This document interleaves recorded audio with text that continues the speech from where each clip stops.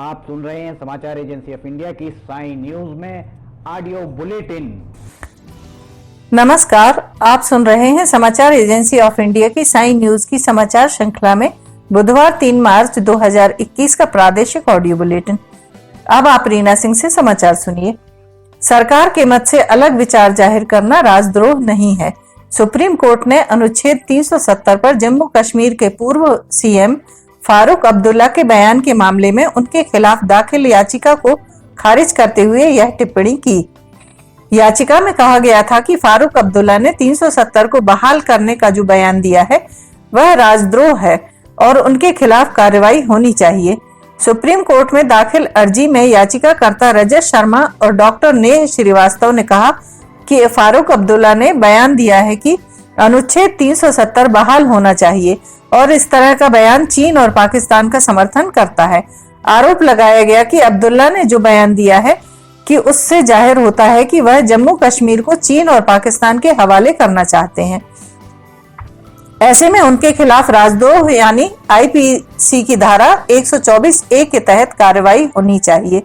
Supreme court ने कहा कि सरकार के मत से अलग मत रखना और व्यक्त करना राजद्रोह नहीं बनता है।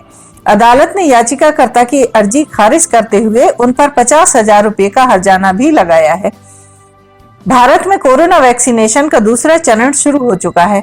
राष्ट्रपति रामनाथ कोविंद, पीएम मोदी, अमित समेत कई हस्तियां वैक्सीन लगवा चुकी हैं।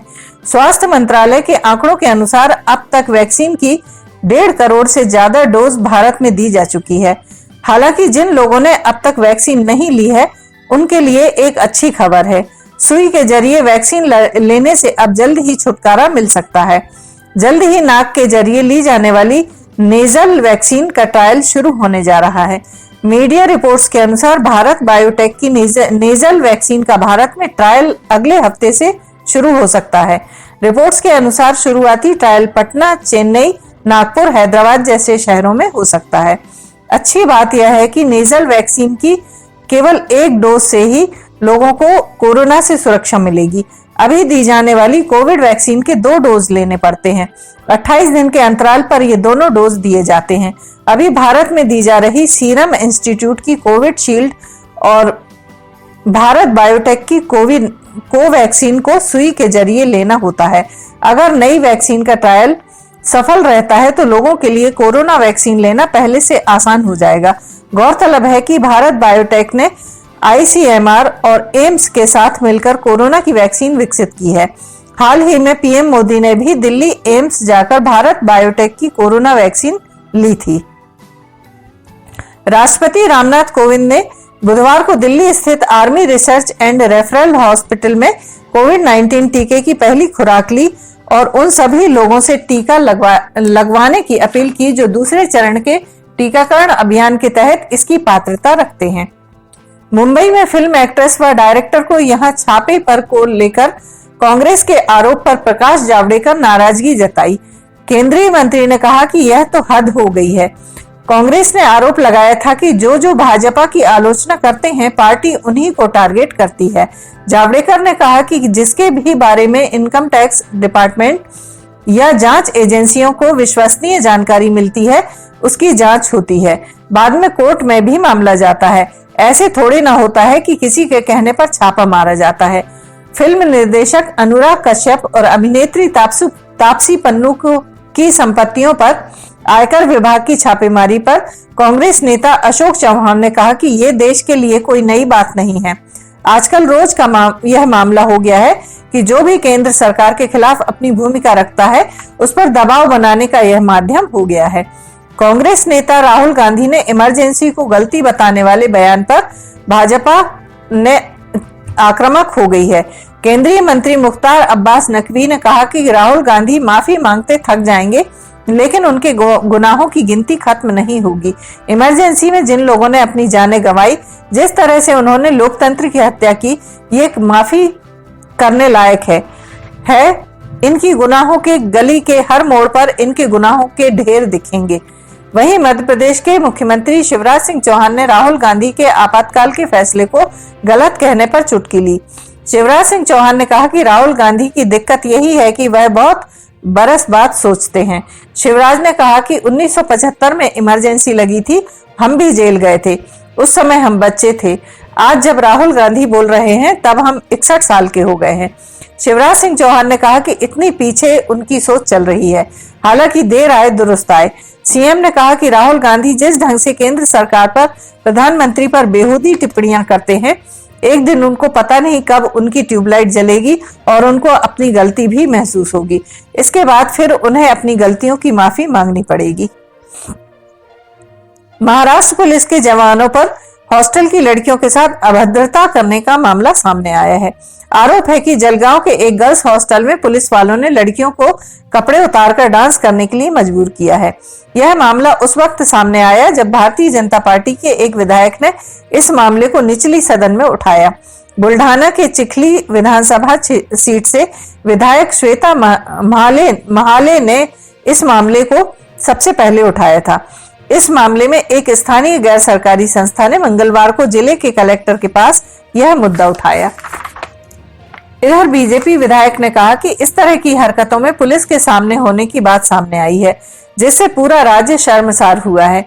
जिन पर महिलाओं की सुरक्षा की जिम्मेदारी है वो ही शैतान बन गए हैं। हम इस मामले में गंभीर कार्रवाई की मांग करते हैं। कर्नाटक के जल संसाधन मंत्री रमेश जारकीहोली ने बुधवार को अपने खिलाफ यौन उत्पीड़न के आरोपों के बाद मुख्यमंत्री BS येदियुरप्पा को अपना इस्तीफा सौंप दिया। उनका इस्तीफा उस कथित वीडियो क्लिप के वायरल होने के बाद आया है जिसमें वे एक अज्ञात महिला के साथ अंतरंग होते दिखाई दे रहे हैं। दोनों के बीच कुछ बातचीत भी हो रही है। कन्नड़ समाचार चैनलों पर उनका यह वीडियो लगातार चलाया जा रहा है, जिसके बाद सत्तारूढ़ भाजपा के भीतर विवाद पैदा हो गया है। एक सामाजिक कार्यकर्ता दिनेश कालाहल्ली ने मंत्री के खिलाफ कब्बन पार्क पुलिस थाने में शिकायत दर्ज कराई है। कालाहल्ली ने आरोप लगाया है कि वीडियो क्लिप में मंत्री ने महिला को सरकारी नौकरी का लालच देकर उसके साथ रेप किया है।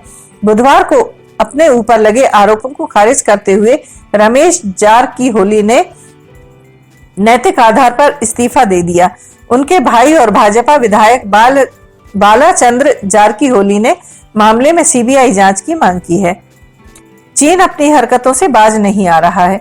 लद्दाख में वास्तविक नियंत्रण रेखा पर पस्त होने के बावजूद ड्रैगन रोज भारत के खिलाफ नए हथकंडे अपना रहा है। चीनी हैकर्स भारतीय साइबर स्पेस को क्रैक करने की लगातार कोशिश कर रहे हैं। बीते एक साल से चीनी हैकर्स द्वारा हैकिंग के अधिक आक्रामक प्रयास किए गए हैं। कंप्यूटर इमरजेंसी रिस्पांस टीम और national critical information infrastructure protection centre जैसे विभिन्न सरकारी संगठन चीनी हैकर्स की हरकतों पर नजर बनाए हुए हैं। गलवान घाटी में हुए हिंसक झड़प के बाद किए गए चीनी प्रयासों का ट्रैक रख रहे हैं। विशेषज्ञों ने कहा है कि चीनी हैकर्स के प्रयास पिछले वर्ष में बढ़े हैं। हाल ही में इसको लेकर एक रिपोर्ट सामने आई है। रिपोर्ट में दावा किया गया है कि 2 भारतीय कंपनियां सीरम इंस्टीट्यूट और भारत बायोटेक जो कोविड-19 टीकाकरण की आपूर्ति कर रही हैं, पर एक चीनी हैकिंग समूह APT10 ने साइबर हमले की कोशिश की है।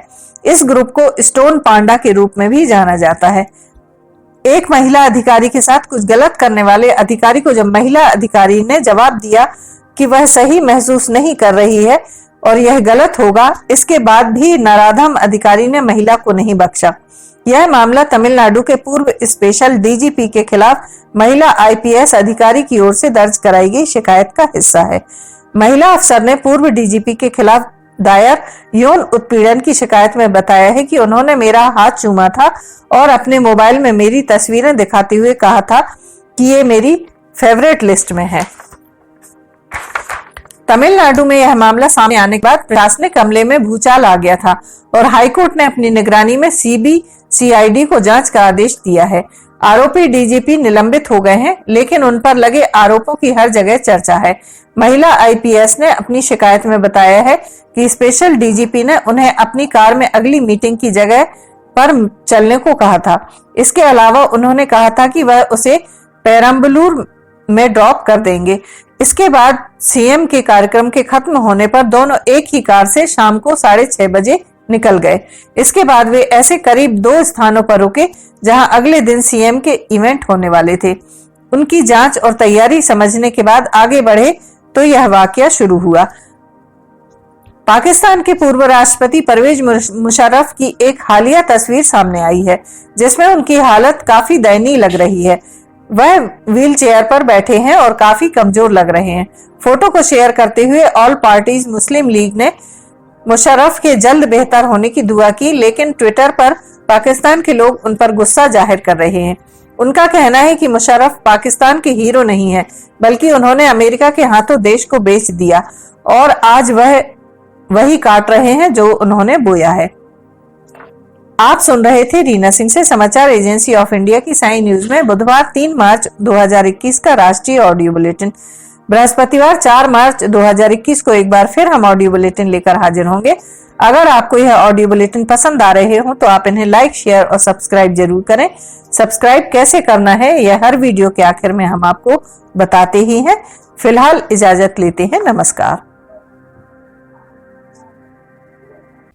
आइए अब हम आपको बताते हैं कि किस तरह आपको समाचार एजेंसी ऑफ इंडिया के यूट्यूब को सब्सक्राइब करना है। सबसे पहले आप ब्राउज़र खोलिए, ब्राउज़र में यूट्यूब टाइप कीजिए, या तो आपके पास अगर यूट्यूब का ऐप है तो यूट्यूब खोल लीजिए। यूट्यूब खोलने के बाद आप उसके सर्च बटन पर जाइए। सर्च बटन जो आपको ऊपर यहाँ पर दिख रहा होगा, इसमें आप ऊपर सर्च में जाइए, वहाँ LIMTY स्पेस दीजिए, KHARE ये टाइप कीजिए, लिमटी खरे।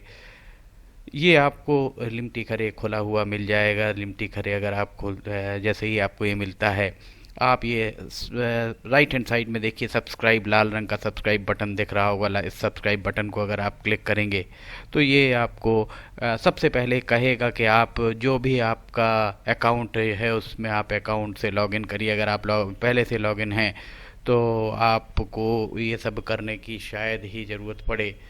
ये देखिए आप लॉगिन हो जाएंगे। यहाँ किनारे में आपको यहाँ पे इसका यूट्यूब का बटन दिख जाएगा। अब ये सब्सक्राइब जो यहाँ पर लिखा हुआ है लाल रंग से, इसको आप जैसे ही क्लिक करेंगे तो सब्सक्राइब आ जाएगा। फिर इसके बाजू में जो ये घंटी बनी हुई, घंटी में ऊपर ऑल को क्लिक कर दीजिए।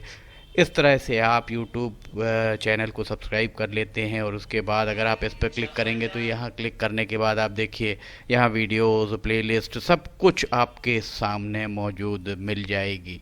इस तरह आप सब्सक्राइब कर सकते हैं।